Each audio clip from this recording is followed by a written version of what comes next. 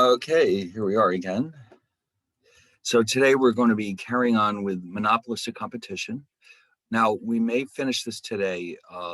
If so, we'll start to take a peek at chapter 18, which is oligopoly. But today we'll be focusing on monopolistic competition. And also there is a chapter 17 problem set that I would like you to do between now and Friday. Let me just go open it up so you can see what it looks like. Yeah, I think we're ready for this. We'll do the chapter 17 problem set on Friday. And you can see there's a lot of fill-in questions as always. I didn't ask you to draw any pictures, but there are some in the chapter. So today we'll probably finish up chapter 17. We'll do this on Friday. And then when that's done, of course, we'll start 18. Now, 18 is the last chapter of the course. This is the discussion about oligopoly. And when that's done, then of course, what we need to do is finish up the chapter 18 problem set. And then we can start preparing for the final exam. Now, I have to look up all the details about what date that's going to come on.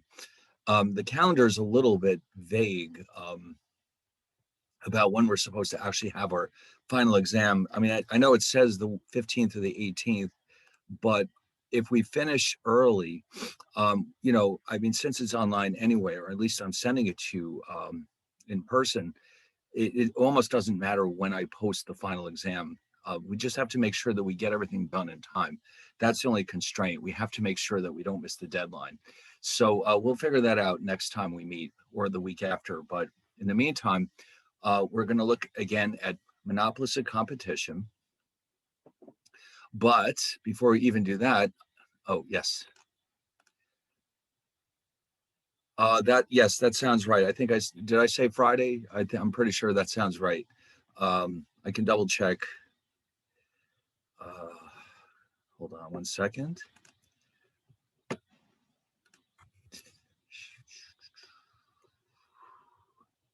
Yep, Friday it is. Friday at midnight. Yes, just email it to me and you'll be all set. Okay, so I know it's kind of weird that we had the midterm so close to the end of the semester, but it just sort of worked out that way.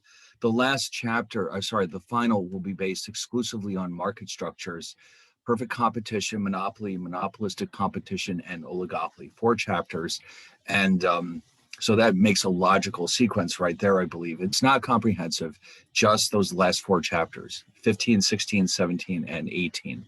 So we should have plenty of time. Our actual last day,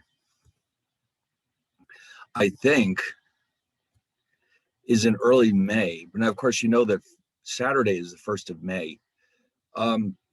It looks like, let me get out the calendar.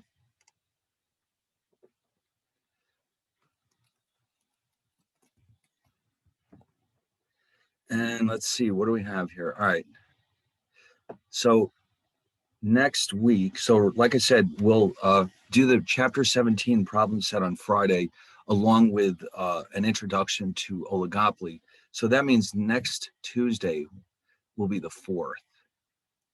So that's a full week. And then it's the next week that I'm not so sure about. If you look at their calendar, it's a little odd the way they've written it. Let's see if I can find it here. If not, I'll just go get it off the internet.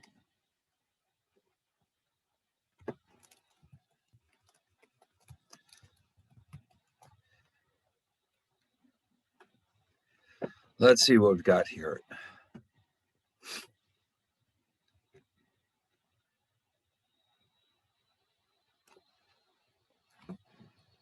No, oh no, here we go.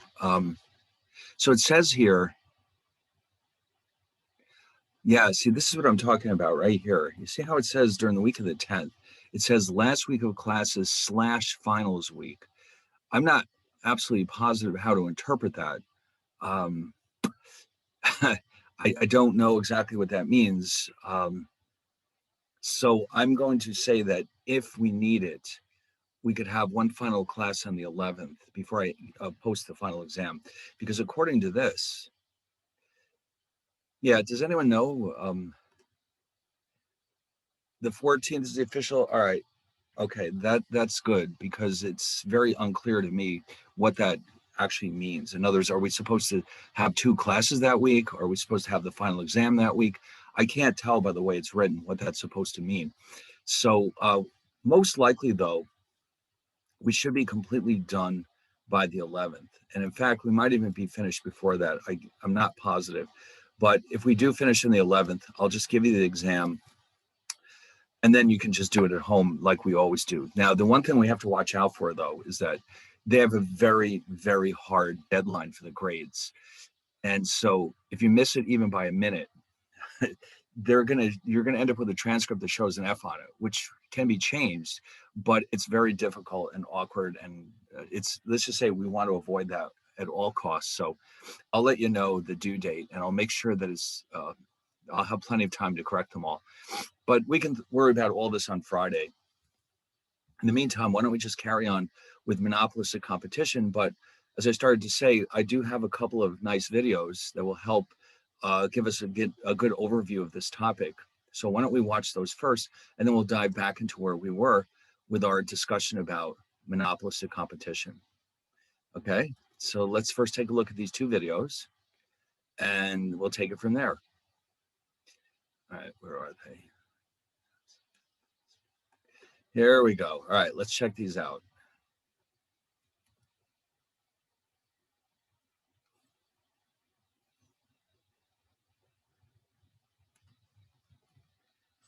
Okay, so here we go.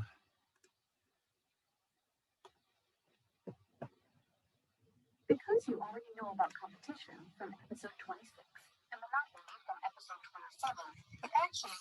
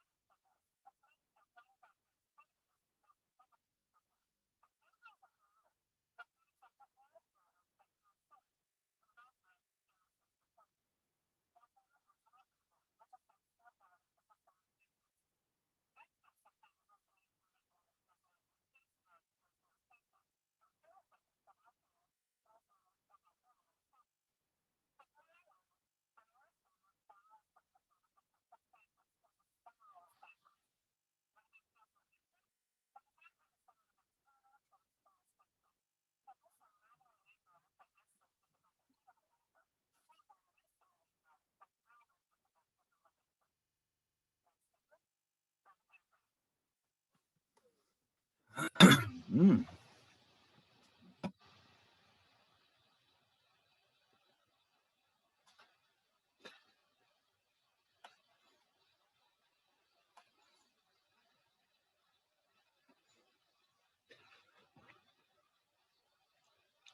Okay, I guess you're all done. I thought that was a very good overview of what we've been doing with monopolistic competition. And as they said, it is a hybrid of perfect competition and monopoly. So it does have some elements of both.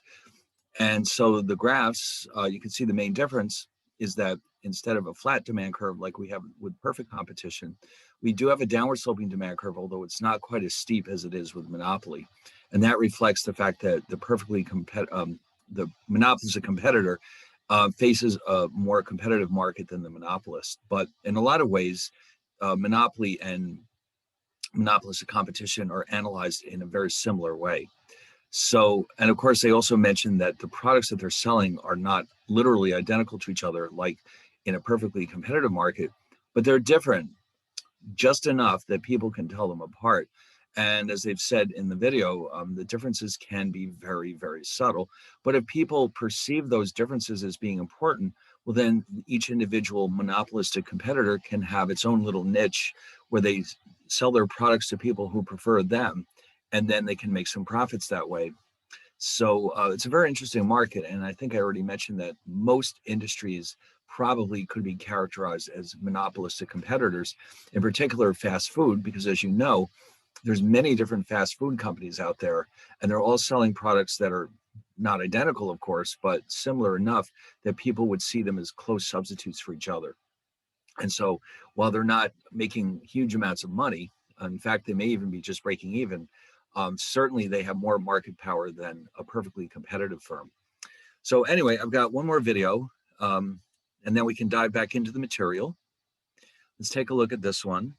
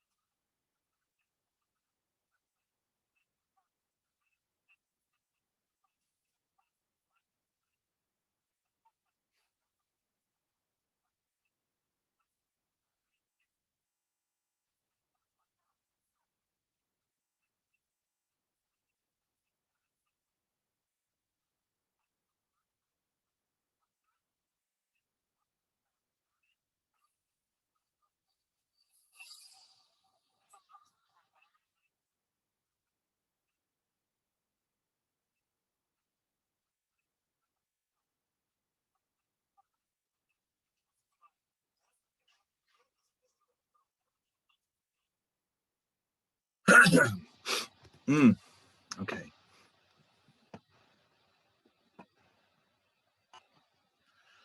Well, all right. That was pretty much the same material, but that's okay. It can never harm to see the same material again, just to reinforce it. So now I guess we can get back to what we were doing. So we have a lot more important information to go over here, but first, let's just quickly review what we've done so far.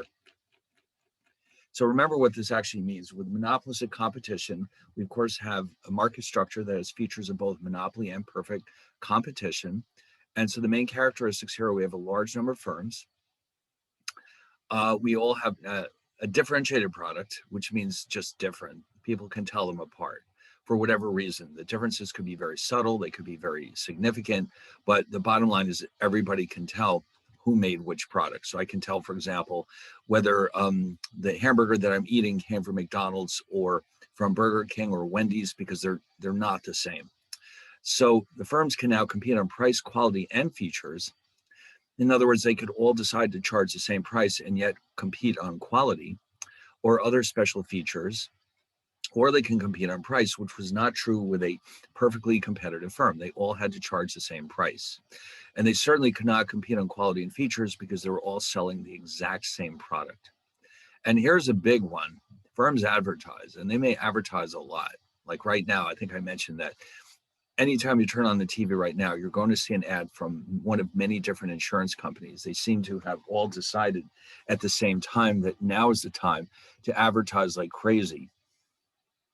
And that's a sign that that is a monopolistically competitive market. They're all selling similar products. I mean, it's insurance. They all have insurance. How do you know which is which? Well, I mean, there might be some differences between them. I don't know enough about it to say whether that's true or not. But one thing they do, though, is constantly reinforce their brand names. So you might think, well, Geico is pretty cool because they have that little lizard. But on the other hand, we have Progressive, and they come out anytime, 24 hours a day, in case you need something. And you have all these different companies advertising different features, and they're trying to reinforce the idea that their products are the best, even if that's not really true. And finally, it's easy to get into or out of this industry, just like with perfect competition. Although it may not be quite as simple as it is with perfect competition, still it is possible to do this. Anyone who has enough money, for example, could start up their own insurance company or their own fast food company. There's no legal barriers, let's say, to entering into these industries. And so the consequences of this are that each firm has a relatively small share, although we did see, I think last time with the fast food industry, McDonald's does seem to have a really large percentage of the total fast food market. But in general, with the monopolistic competition, each firm has a relatively small share because there are so many competitors. No firm typically dominates the market. Even McDonald's, with its, the position that they're in, they can't just start raising their prices because people will go elsewhere. Collusion is impossible. They can't get together, for example, and agree that, hey, let's all charge a certain minimum price and we can all make more money that way. Not only would that be difficult with so many firms competing with each other, but of course, collusion is illegal in the United States. So I don't think any of them will want to risk breaking the law just to get into an agreement with each other that one of them is bound to cheat on anyway. So yes, the small market share means they can control to a certain degree their own price, but not the average price charged in the entire industry. So in other words, McDonald's could, in principle, raise the price of the Big Mac by a quarter, let's say, but burgers in general will still continue to sell for roughly the same price in the entire industry. In other words, the other firms won't feel the need to raise their prices as well if McDonald's does raise their prices. No firm dominates in the sense that they all are charging very similar prices. And if one of them does change their price, it doesn't affect the others. Collusion is impossible. And again, it's just the sheer practical matter of there being so many firms competing with each other.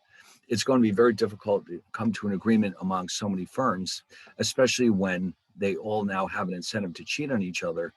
And of course, they're all breaking the law. So this is highly unlikely to happen with monopolistic competition. Now we're going to see, by the way, in the oligopoly chapter that the opposite is true. Collusion is a constant possibility because there's usually only 2 or 3 gigantic firms that dominate the entire industry. But here it's completely different. We have all these small competing firms. And so the odds of them being able to get together and agree on anything is pretty low. The products are differentiated in the sense that they're slightly different. For example, we know that the burgers at McDonald's are not exactly the same as those at Burger King.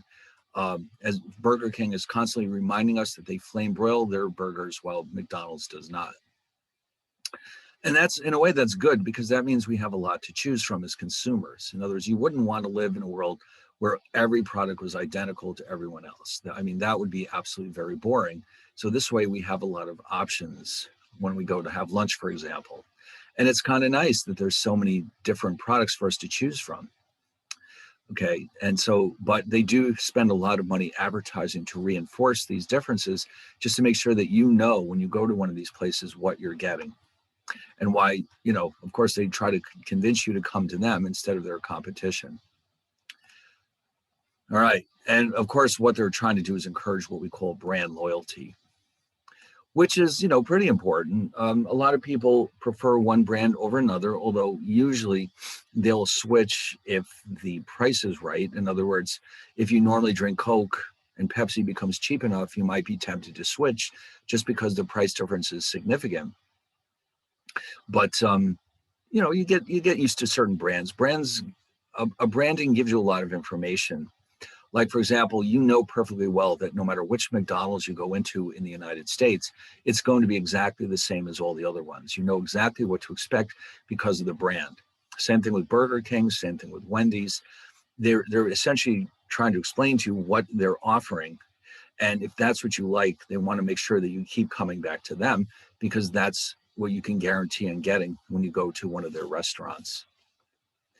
So, anyway, so they can compete on price, quality, and features. They can charge a different price from everybody else if they want to. And of course, we have already seen in the video that the demand curve faced by a monopolistic competitor is downward sloping like a monopolist, although, as it turns out, the demand curve is flatter than it would be for a monopolist due to the existence of so much competition. Still, it is downward sloping, which means that if we lower the price, we can sell more units of the good. This was not the case with perfect competition, where no matter, we were able to sell all of our output at the same price, and there was no point in lowering the price. Let's see. The quality. Now, I think we had this conversation about Dunkin' Donuts and Starbucks. The Starbucks is aiming for a slightly higher end of the market than Dunkin' Donuts. They're both very good coffees, but the Starbucks is a little bit more expensive, and it is also a little bit richer and darker in general. And so if that's what you're aiming for, you want to go to Starbucks. The Dunkin' Donuts is a little cheaper. It's not quite as strong or potent, let's say, but here there's room for everybody in this market. So the two are competing with each other based on the quality differences that people perceive between the two products, Dunkin' Donuts coffee versus Starbucks coffee. And, there will always be a lot of people who prefer one or the other, and they'll keep drinking that coffee. And so that being the case, Starbucks can feel free to change their price without worrying about losing their customer base to Dunkin' Donuts, because a lot of those customers do not prefer the Dunkin' Donuts coffee, and vice versa. So yes, so Starbucks is sort of aiming for the higher end of the market. Like I said, people are willing to pay a little extra money for a higher end coffee. And but of course, on the other hand, there's other factors as well. With Dunkin' Donuts, the coffee isn't their primary product. The donuts, obviously, and all the rest are what they're mainly selling, but they do sell a lot of coffee as well. Whereas Starbucks, they do have food, but it's sort of secondary to the coffee. And then features, I think I mentioned this one too, Arby's. They stand out a little bit from the others because they have roast beef sandwiches and crispy curly fries, which you don't see very often among fast food chains. So when they advertise on TV, which they do a lot, they try to remind you that they have things that you can't get somewhere else. And so you would never see this with a perfectly competitive market because again, everybody's selling the exact same thing. So the monopolistically competitive firms are trying to reinforce the idea that they have features that you can't get from the competition. So if you want the roast beef and crispy curly fries, you have to go to Arby's. You can't get it at McDonald's or Burger King. And of course, advertising. Yes.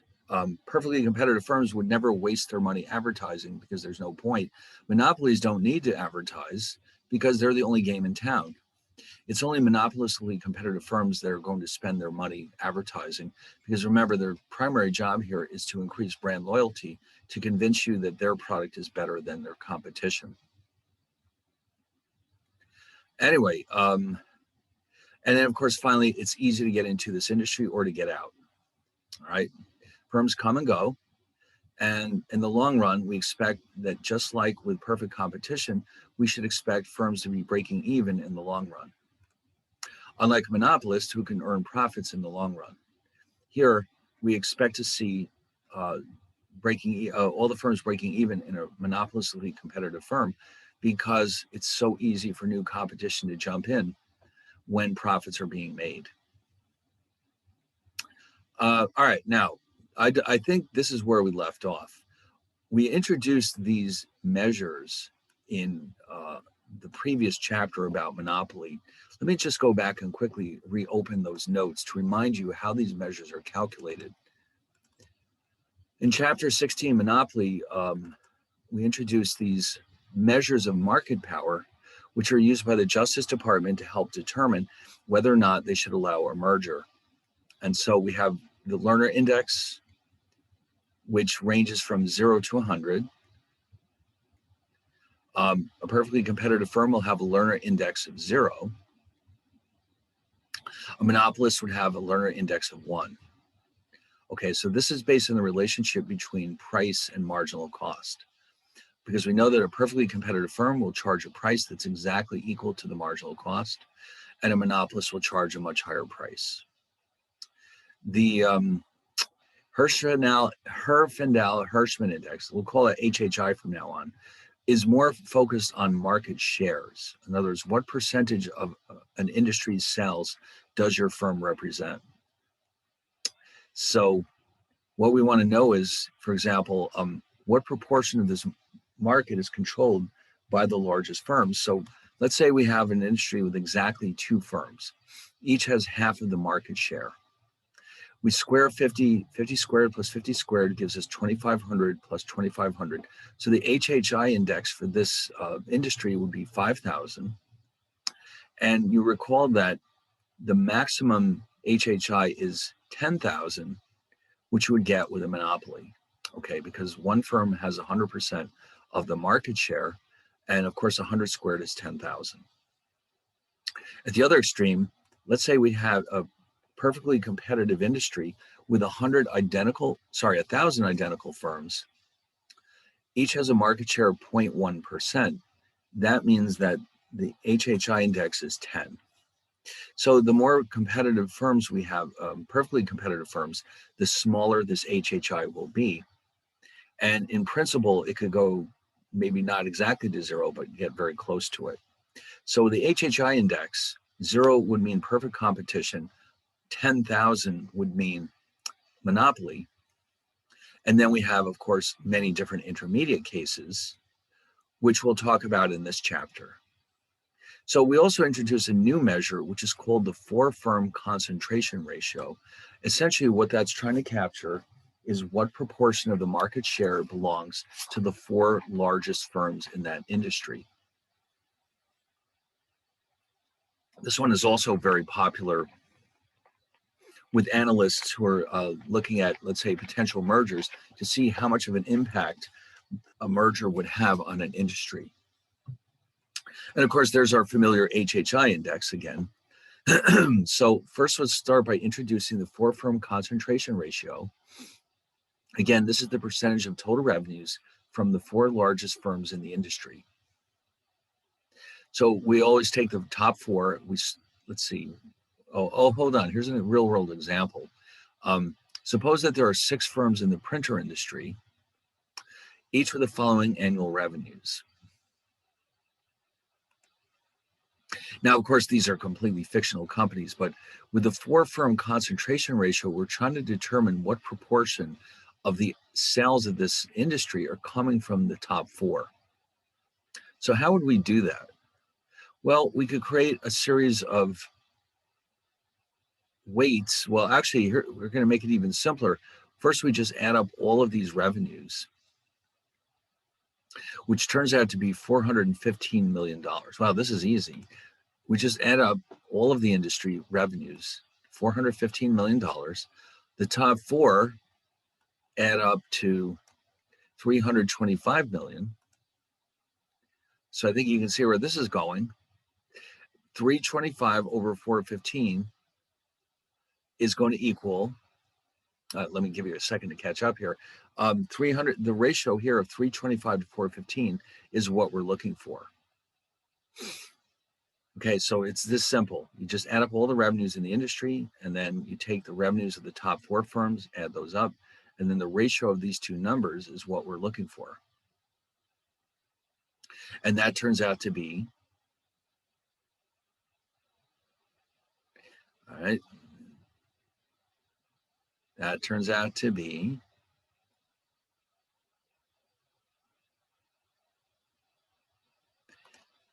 78.3%. Okay, so that's how many,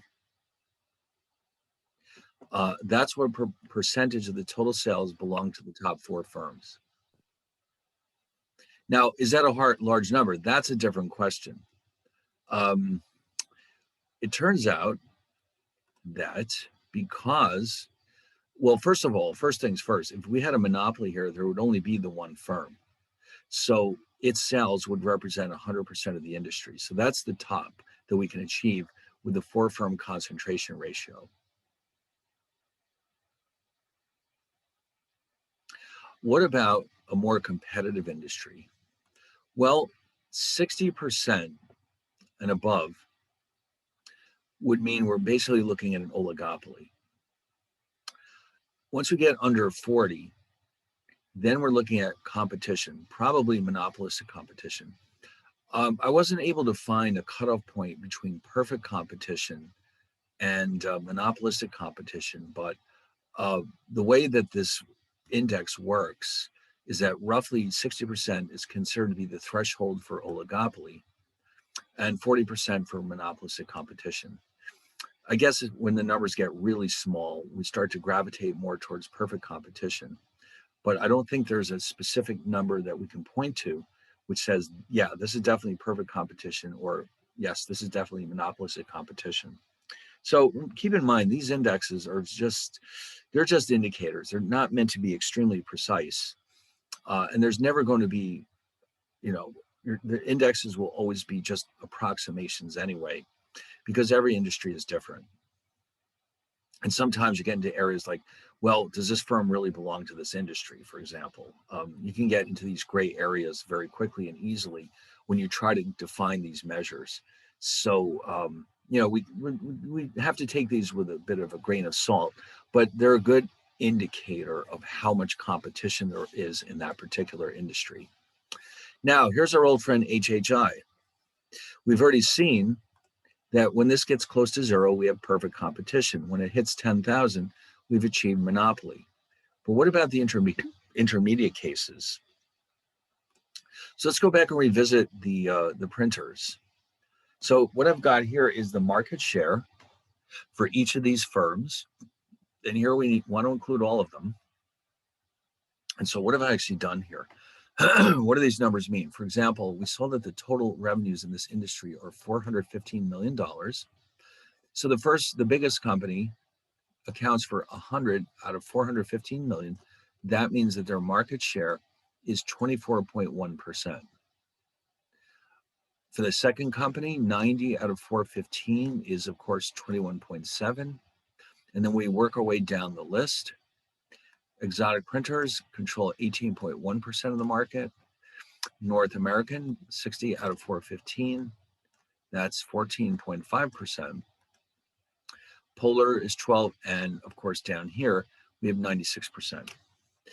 Now, if you take out your calculator, you'll know that we've done this correctly because they have to add up, of course, to 100%. I'm doing that right now to make sure this isn't messed up. Nope, it adds up to exactly 100%. In fact, I will put that right here as a reminder that they do in fact add up to 100%.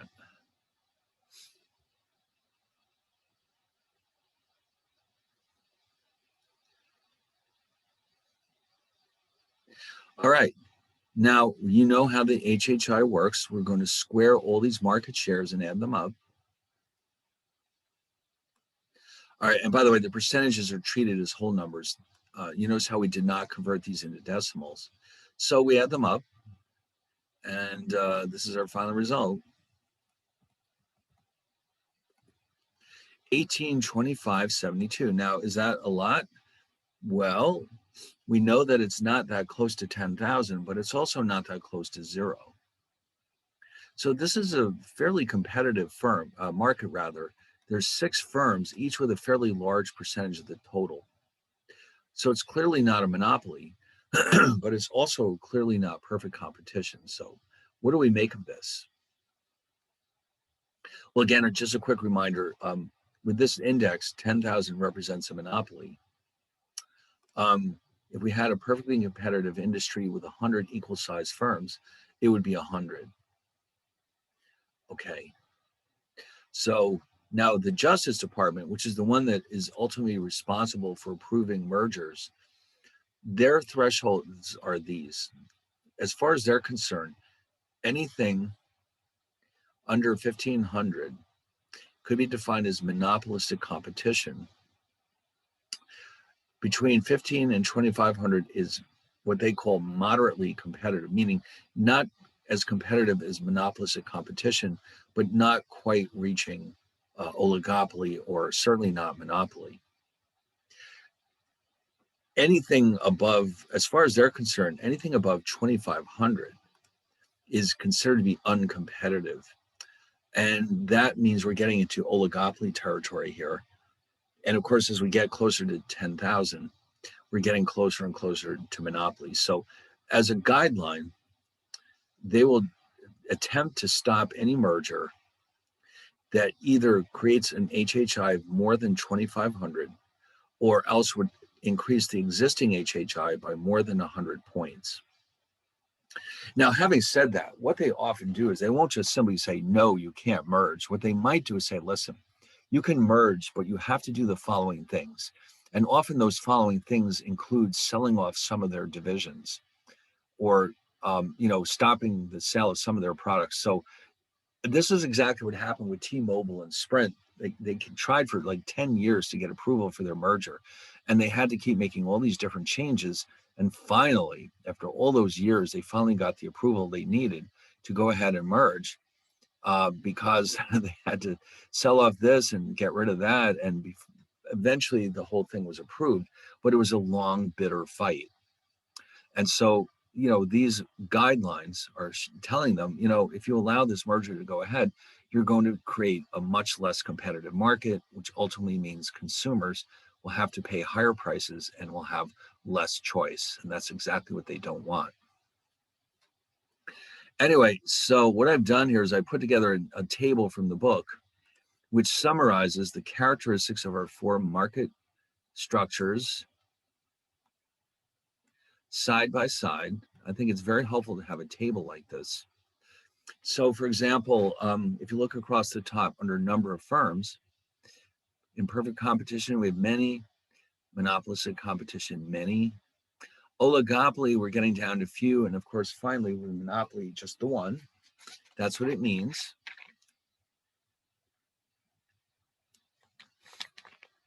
So the product is, in the first case, identical. In the second case, it is definitely differentiated. That's why there's so much advertising. The oligopoly can go either way. A good example of this would be steel. Steel making is a very big, expensive process. And so there's only a few steel firms in the United States that make steel. But steel is something that is the same no matter who makes it. there's different kinds of steel, but if you were to look at a piece of steel, you could not tell whether it was made by, let's say, U.S. Steel or Bethlehem Steel. So in that industry, the product is essentially identical. But then there's other oligopolies where that may not be the case. Like if you think of the soft drink industry as being more of an oligopoly, given that we have Coke and Pepsi as the big players, their products are definitely differentiated. So this one can go either way. And of course, with Monopoly, whatever they're selling, there is no other product that people can choose, which represents a close substitute. You either go to them or you don't get this product at all. So the barriers to entry, which means typically legal barriers to entry, although there could be other problems getting into an industry. It's understood that in every industry, it would be relatively expensive to jump in, but except maybe for perfect competition. But here they're really referring more to legal impediments like patents and things like that. So for the first two, perfect competition and monopolistic competition, there's none. There's nothing to stop you from jumping into this industry. Oligopoly is a little more difficult. Often that comes down to costs of production, which we'll consider in the oligopoly chapter. And of course, the monopoly, the barriers are high, so high that nobody else can jump into this industry. Okay, what about firms' control over the price? Well, the perfectly competitive firms have none. Monopolistic competitors, some. Like I said before, McDonald's, they could raise the price of their Big Mac by a quarter and maybe 50 cents, and it wouldn't really cause a problem. But if it starts getting too high, people will simply switch to the other competitors. Whereas an oligopoly, they have a lot of control over their price, but they have to be careful not to see. The problem with an oligopoly is that if there's only two or three firms, whatever price changes one firm makes will have a major impact on the other ones. And so they have to take into account what their competition might do when they change their prices. So yes, they technically can control their prices, but they also are restrained by needing to keep an eye on their competition. And that's, again, something we'll discuss in chapter 18. And then the monopolist, it says considerable. I think you could change that to complete, because they literally can charge whatever they want. There's nothing to stop them. Then finally, the four-firm concentration ratio, remember, so zero, so I didn't notice that before. Zero would mean absolute perfect competition. Low is monopolistic competition. High is oligopoly, and of course 100 would be the monopoly. And then finally, HHI, we saw that index can't really quite reach zero, because as long as no matter how many firms there are, they all have some market share. So for HHI, we say that perfect competition is characterized by close to zero.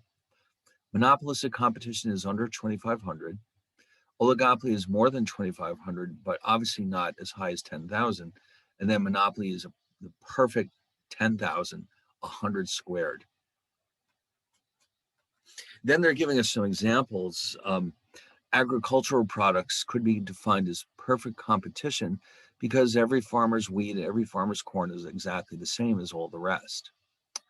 Monopolistic competition, food, specifically fast food, clothing.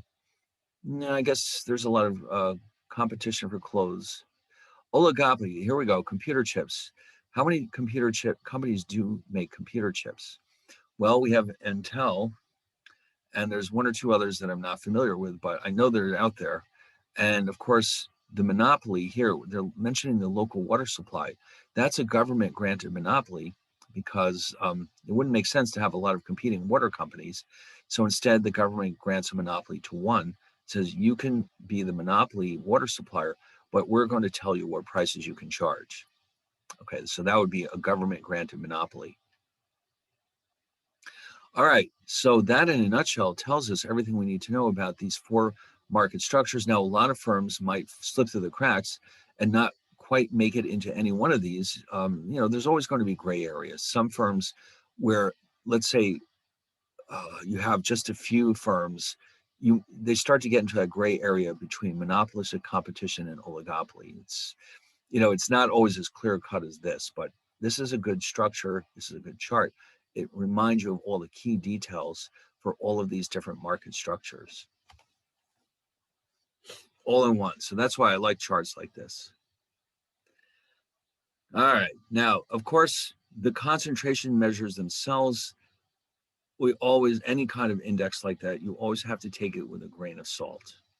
There are always problems. That's why the Justice Department doesn't just lean on those numbers.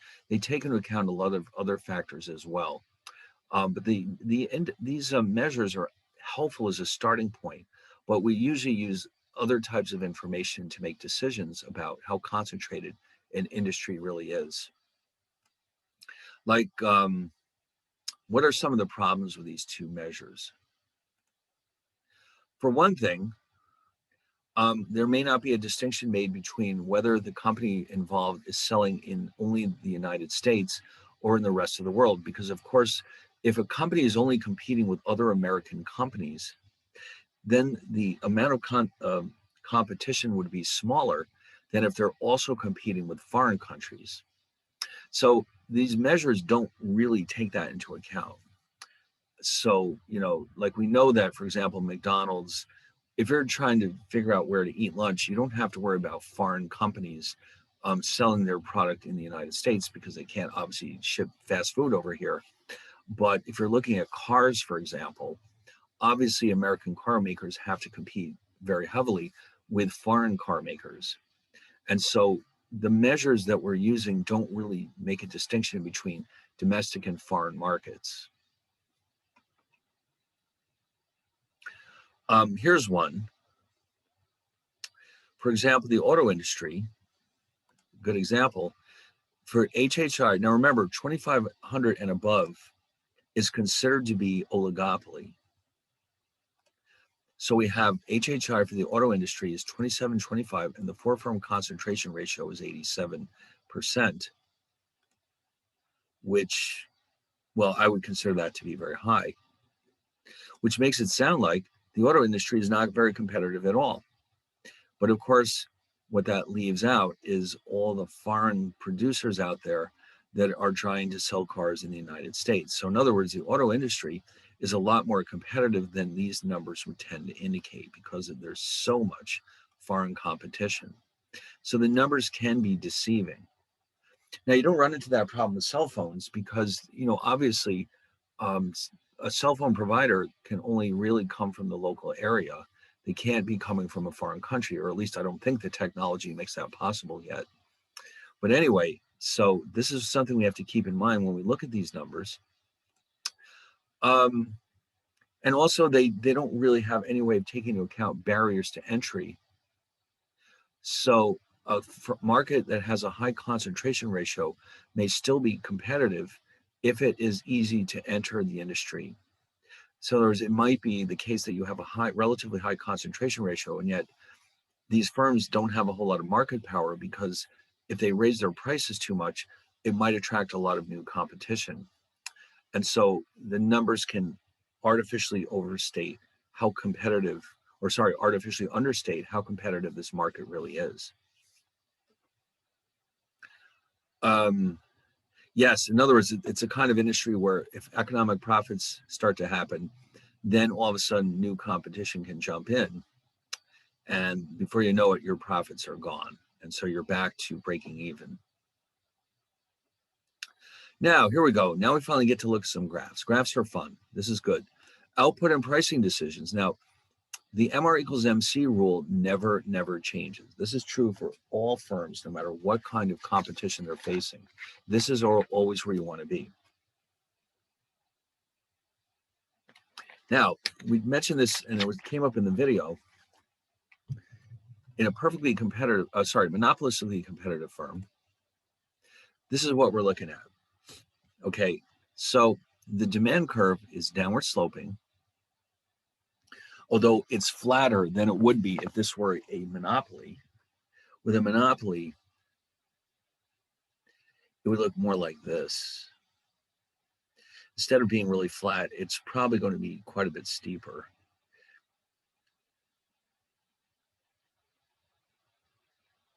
It's the same basic shape, but here it's flatter. In other words, what happens here is that more competition translates into a higher price elasticity of demand, and therefore a flatter demand curve.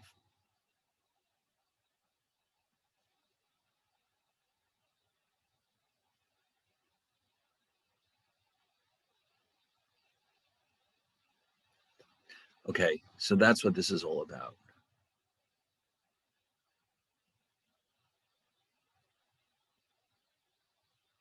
All right, but other than that, you notice the marginal revenue curve is always directly below it. The cost curves are the same for everyone. That never changes. The only thing that separates one competitor, so one industry from another, is the demand curve. All right, the costs are whatever they are. It costs a certain amount to make a product, and that's it. There's nothing we can do about that. It's the demand that really distinguishes from one market structure to the next. Now you can see that MR equals MC right here. And that means that we can determine the price, just like with the monopolist, by going up to the demand curve. And that tells me that I'm charging $100 for my product. But if we read down here, you can see my average total cost is only $50. So I'm making $50 a unit on everything that I sell, and I'm selling 125 units. So the profit is 50 times 125,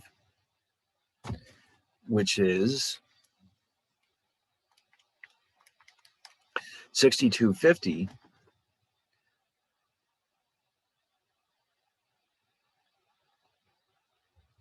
And that is also the area of this blue rectangle.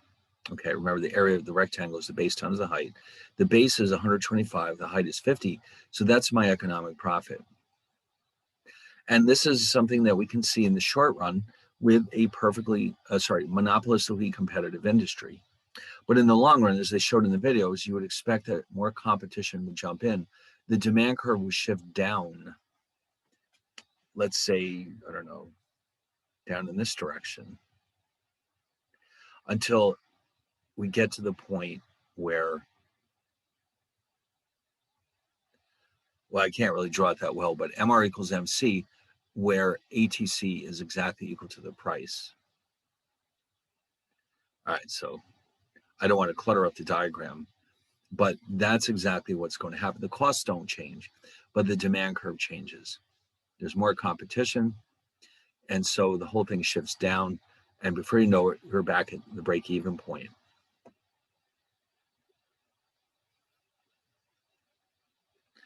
Okay, now let's compare monopolistic competition with perfect competition to see how they're different. Now, before we do that, I'm sure you can anticipate where this is going. For any industry other than perfect competition, the prices will tend to be a little bit higher than with perfect competition, and the output would tend to be smaller. So from the consumer's perspective, perfect competition would be the ideal in the sense that you want to save money. In other words, if you just want to buy everything as cheaply as you can, you would want all industries to be perfectly competitive. The problem, though, is that what you would give up is the choices. So it would be like, imagine if, let's say, the cereal industry. Right now, it could be considered, there's really only 2 or 3 gigantic cereal producers in the United States. Let's see what we can do here.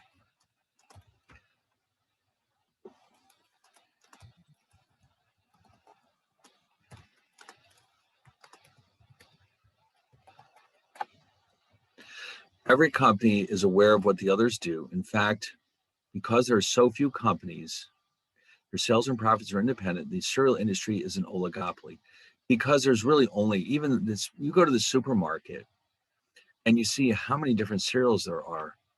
It appears that there must be a million cereal companies, but in reality, all we have, primarily, we have Kellogg's, General Mills, and Post, and they account for almost 80% of the market. So most likely, that could be treated as an oligopoly. Okay. We need more information to analyze it a little further. Like if you look at the 4 firm in concentration ratio, et cetera, we might be able to pin it down better, but there's really only 3 of them. Now, when you buy cereals, you're looking for the brand. You're looking for like Cheerios, for example. It may not matter to you one little bit that that's made by General Mills, for example, or Corn Flakes. They're made by Kellogg's, but I mean, really, who cares? All you care about is the flavor of the cereal itself. So there's just the 3 of them, which dominate the industry. Now, what this means then is that we have so many cereals to choose from as consumers. Would you prefer a perfectly competitive industry where the prices are slightly lower, but there's only one brand of cereal? It would be like, imagine, like, if this was a perfectly competitive industry, the cereal would be cheaper, but let's say that the only flavor you can choose from would be cornflakes. That's it. You have cornflakes or nothing. So there is something to be said, though, for markets like this, the monopolistically competitive firms, because while they're slightly more expensive than a perfectly competitive industry, what they bring us is a lot of choice, a lot of different brands. And you know what I mean. You go to any supermarket, there's literally dozens and dozens of different cereals to choose from. And that's because this is what the industry will support. People are willing to pay a little more money to have all these choices. And so that's why this industry is as concentrated as it is. The fact that there's just a few of them indicates that the costs of production are probably falling as they make more cereal. And that kind of industry tends to have just a few gigantic firms compared to other industries like, monopolistically competitive firms. But anyway, yes, a lot of this will come up in chapter 18. But anyway, so I just wanted to mention that in passing, that there are some advantages to having less than perfect competition, specifically consumer choices. So yes, in a world where everything is as cheap as possible, you probably will not have nearly as many choices as we do now. Anyway, so in the long run, a firm's efficient scale is the quantity of output at which ATC is minimized. In other words, we would ideally like all firms to produce where ATC is as low as possible. That means that costs will be as low as possible, but it isn't always possible to achieve that. So in the diagram we're about to look at, the monopolistically competitive firm is on the left, the perfectly competitive firm is on the right. So let's check that out real fast. So yes, you can see our old friend perfect competition is on the right and monopolistic competition is on the left. So what is the difference between the two? Well, you can see that over here on the right, we're absolutely producing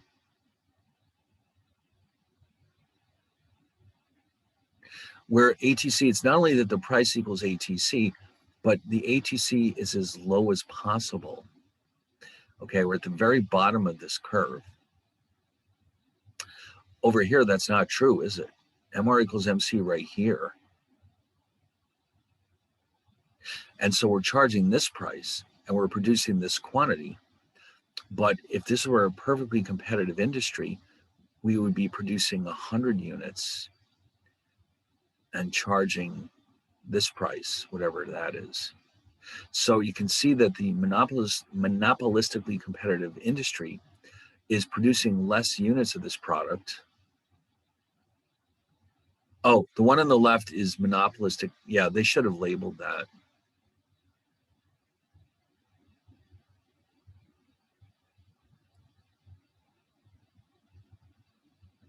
Yes, and this is perfect. Yeah, they. Well, that's kind of surprising, right?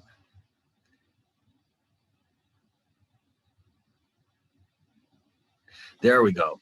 So the monopolistic competitor is only selling 75 units instead of 100, and the perfectly competitive firm is charging $66, and we're charging 70 instead of 66. Okay. So this shaded region here is defined as dead weight loss, which means that from a society's perspective, this is inefficient compared to perfect competition. But like I said before, the trade-off here, though, is that we do get a lot more choices with monopolistic competition than perfect competition. So, I don't know. It seems like society has decided that this is what they prefer because otherwise you wouldn't have such, um, the cereal industry would not be organized the way it is. If people only cared about cost, then you'd probably end up with just one type of cereal and that would be the end of it. Instead, people want all the different choices and they're willing to pay more money. But technically, that is inefficient from a purely economic perspective. So this deadweight loss represents the difference between what we could have paid for the product and what we're actually paying for it. So this is how you can see the difference between the two. The monopolistically competitive firm or industry is charging higher prices and offering lower quantities, but they're giving us more choices. Now, they define here the so-called efficient scale simply means how much output could we produce and minimize average total costs. Over here, if you notice, since we're only making 75 units, in principle, the industry is capable of making 100 units. So the gap between the two is defined as what we'll call excess capacity, which means we're making less than we could have by 25 units. And then finally, one more thing I want you to notice, this concept of markup, it's the spread between what it costs us to make this product and what we're charging for it. So that's $30 per unit. Over here, there's no markup. We're charging exactly what it costs us to make this product. Okay, so monopolistic competition. And by the way, a certain amount of this higher prices is coming from their nonstop advertising. I mean, that the cost of the advertising ultimately is passed along to the consumer in the form of higher prices. So while the advertising might be amusing when you watch it on TV, just remember that's coming out of your pocket. Okay, if you buy those products, then you ultimately are paying for all that advertising. That's why another reason why they feel the need to make it as fun as possible because nobody's going to pay attention to a boring commercial.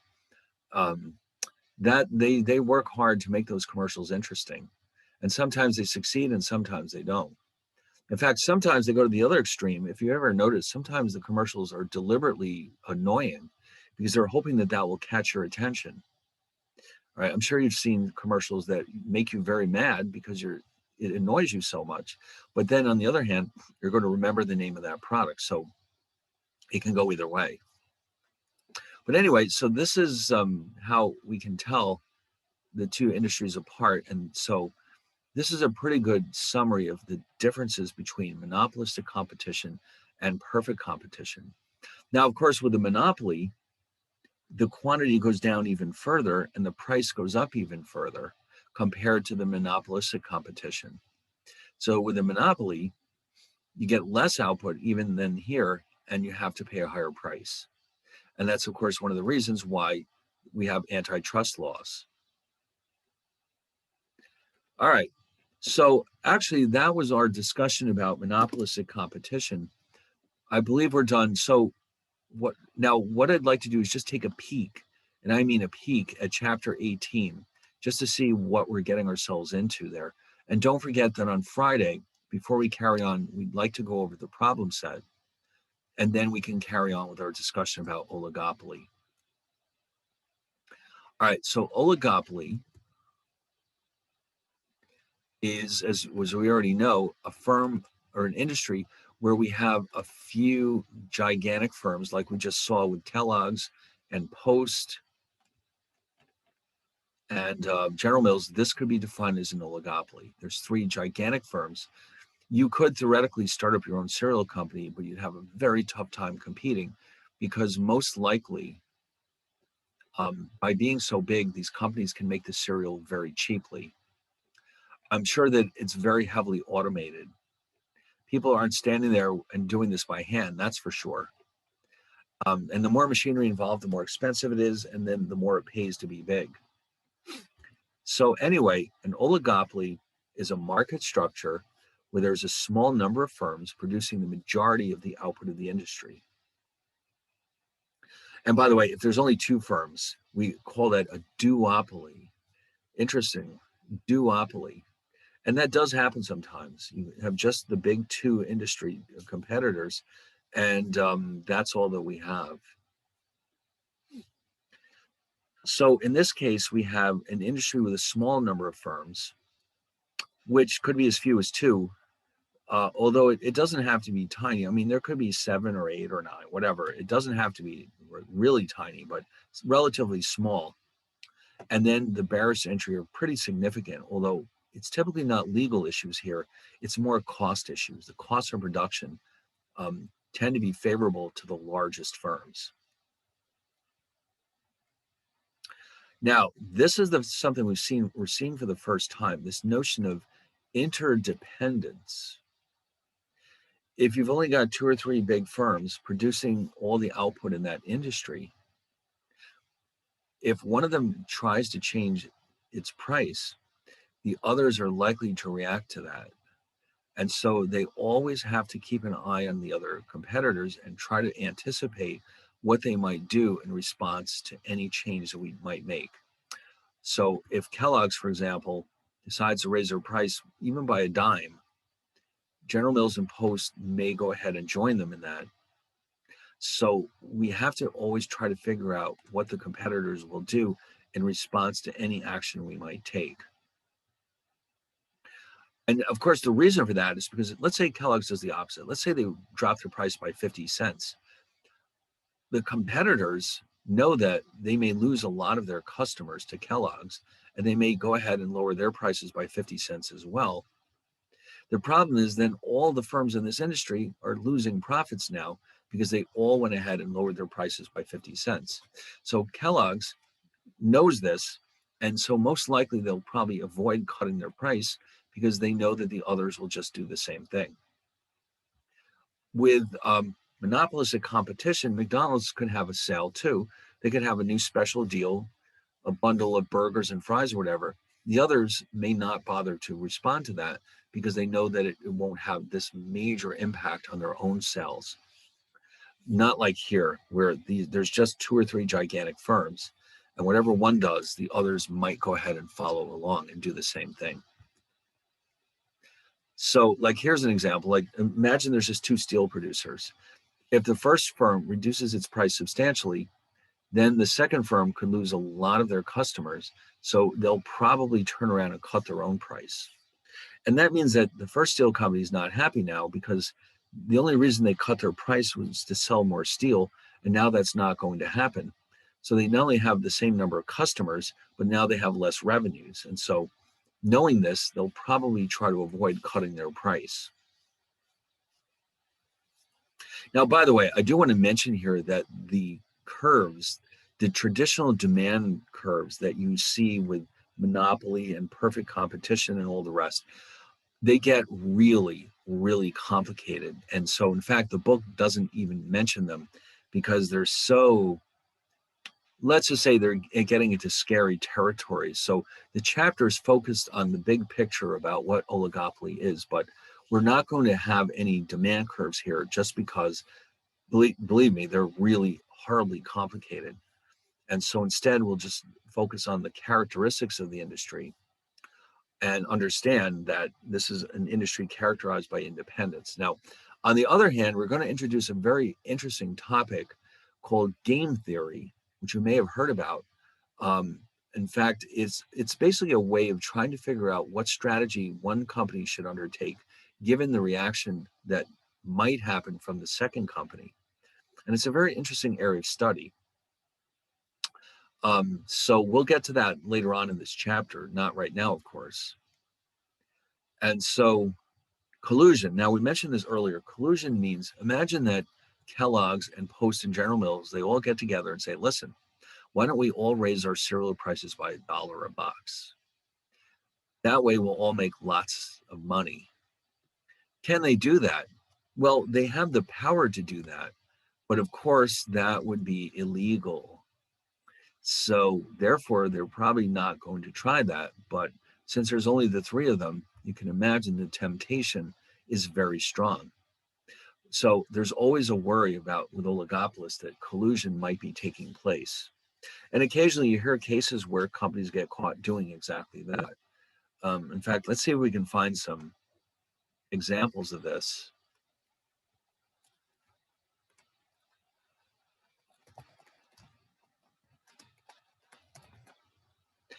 Price fixing is what it's called. Let's see if we can come up with some American cases. Ooh, look at this. In August 2007, British Airways was fined 121.5 million pounds for price fixing. Ooh.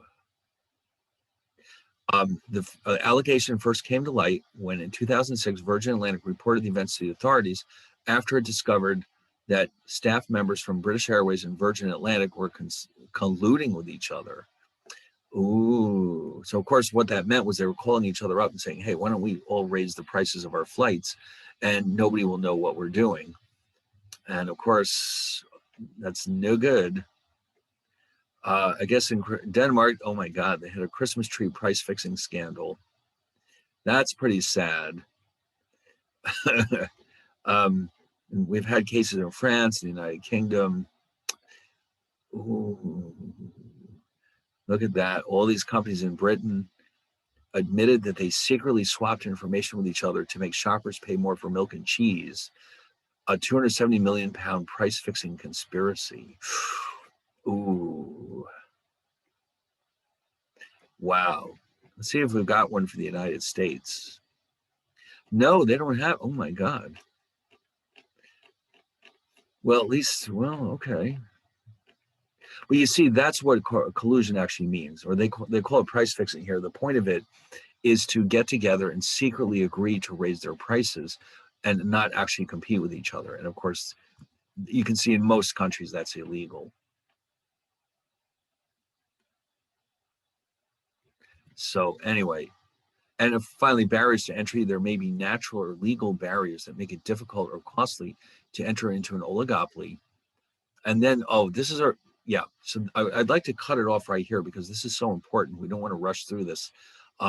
That's the existence of something called economies of scale. And so this is an important reason why firms get really huge in this industry. So we'll save that for next time. Now on Friday, remember, we want to go over the chapter 17 problem set, and then we'll carry on with this chapter. And then I guess we'll just take it from there. All right. So I'll see you all on Friday.